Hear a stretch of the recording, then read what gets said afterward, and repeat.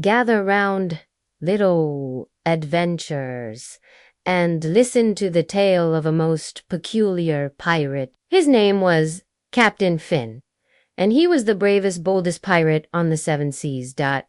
Omas. You see, Captain Fin had a big, bushy beard, a fine feathered hat, and a heart full of courage, but he also had a secret, a very wobbly, splashy secret. Captain Fin, the fiercest pirate of them all, was afraid of water. He could swing from the highest mast, he could read any treasure map with just a squint of his eye, and he could sing the jolliest sea shanties you've ever heard. But whenever a wave splashed a little too high and sprayed his face, he would yelp and jump back. His crew, a loyal but slightly confused bunch, would pretend not to notice. They loved their captain, even if he did wear 3 pairs of socks and rubber boots at all times, just in case. One sunny morning, a parrot with feathers the color of a rainbow landed on Captain Fin's shoulder. It wasn't just any parrot. It was Pip, the messenger of the great pirate king. Pip held a rolled-up scroll in his beak. Fin carefully untied it. The scroll was an invitation to the Great Pirate Games, a grand contest held every 10 years to find the most skillful pirate of all. The grand prize, the legendary golden telescope, an artifact said to be able to see any treasure anywhere in the world. Fin's heart did a little flip-flop. The golden telescope. He had dreamed of it his whole life, but then he read the list of events. The great ship race, the deep sea dive for pearls, and the cannonball splash competition. Water, water, and more water. A shiver ran down his spine. How could a pirate who was afraid of water possibly win? His first mate, a kind woman named Mara with eyes as blue as the calmest sea, saw the worry on his face. "What is it, Captain?" she asked. Fin sighed, a sound like the wind in an empty sail. "Mara, how can I be a great pirate if the very sea we sail upon fills me with fear? I can't enter the games. They'll all laugh at me." Mara smiled gently. "Captain," she said, "a true pirate isn't someone who has no fear. A true pirate is someone who faces their fear even when their knees are knocking like a drum." Her words were like a small anchor, steadying his spinning thoughts. Maybe, just maybe, she was right. The first challenge of the Great Pirate Games was the deep sea dive. The goal was to dive down and retrieve a single, perfect pearl from a giant oyster bed. All the other pirates, big burly fellows with names like One-Eyed Jack and Barnacle Bill, cannonballed into the water with mighty but Captain Fin just stood at the edge of the diving plank, his legs trembling. The deep blue water looked like a giant, gulping mouth. He took a deep breath. He remembered Mara's words. He looked at his loyal crew, who were cheering for him from the deck of his ship, the Sea Serpent. He couldn't let them down. So he did something no one expected. He didn't dive. He didn't jump. He very, very slowly and carefully climbed down the ladder into the water, step by shaky step. The cold water crept up his legs, over his waist, and up to his chin. His heart was pounding. He closed his eyes tight and thought of the golden telescope. He imagined all the adventures they would have. Taking another breath, he ducked his head under the surface, and what he saw took his breath away.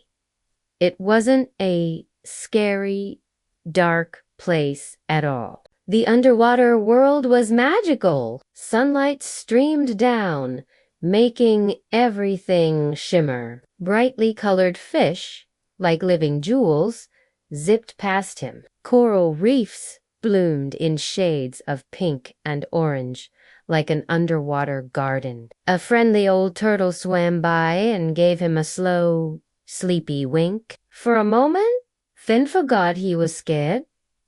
He was enchanted. He swam deeper, his movements getting more confident. Down on the sandy bottom, he saw the giant oyster bed. He gently pried one open, and inside was a pearl that glowed with a soft, milky light. He grabbed it and swam back to the surface, a huge smile on his face, gasping for air. He hadn't been the fastest, but he had done it. He had faced the deep water and discovered a world of wonder. The other pirates were surprised, but they clapped him on the back. They saw the look of pure joy on his face and knew he had won a victory far greater than just a pearl. Next up was the Great Ship Race.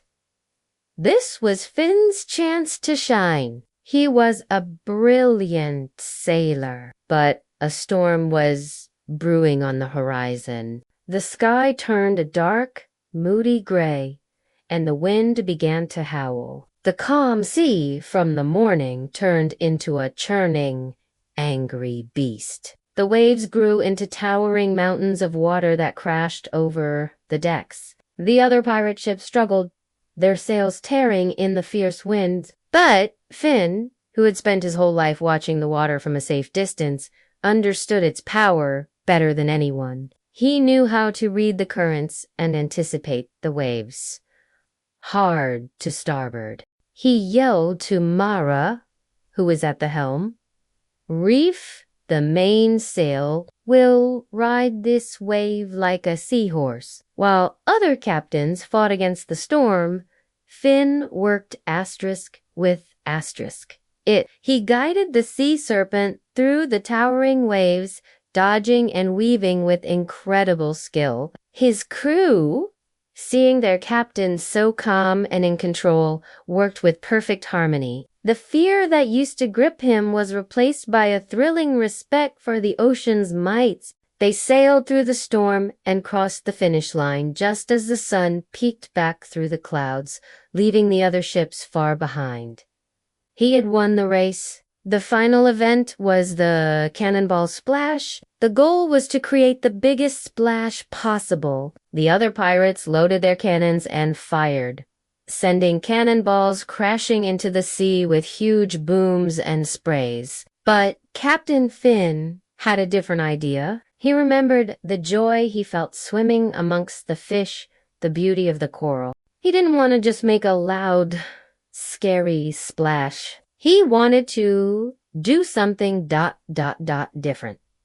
He instructed his crew to load the cannon not with a heavy iron ball, but with a special, tightly packed bundle of colorful, biodegradable flower petals and shiny, fish-friendly seaweed confetti. "What are you doing, Captain?" Mara asked, confused. "You'll see," Finn said with a grin. He aimed the cannon high into the air. "Fire!" he yelled. Instead of a boom, there was a soft foom. The bundle soared into the sky and burst open, showering the sea and all the pirate ships with a rainbow of petals and sparkles. It didn't make a big splash in the water, but it made a huge splash with the crowd, the air filled with gasps of delight and then thunderous applause. It was the most beautiful, joyful cannonball anyone had ever seen. The Pirate King, a grand old pirate with a beard braided with gold coins, laughed a deep, hearty laugh. He rowed over to Finn's ship. "Captain Finn," he boomed, "you did not win every event in the traditional way, but you showed us something more important than skill or strength. You showed us that true courage is about facing your fears." and that a true pirate's heart can be filled with kindness and creativity, he then presented Captain Fin with the golden telescope. Fin held it in his hands. It was heavier than he imagined, and it shone with the light of 1,000 sunsets. He had done it. He, the pirate who was afraid of water, had won the great pirate games.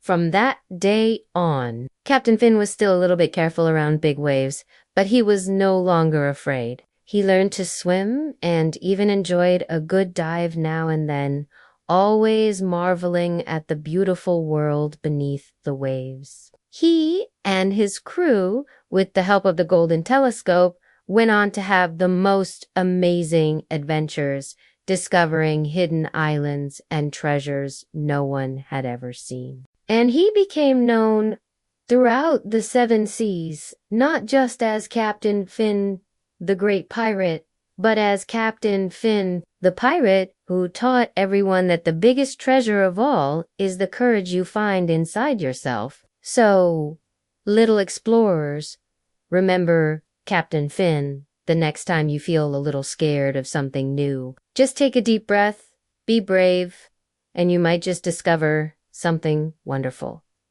Thanks for joining us on this adventure today. If you enjoyed our story, don't forget to hit that like button and subscribe for more tailies from the high seas and beyond. We'll see you next time. Bye.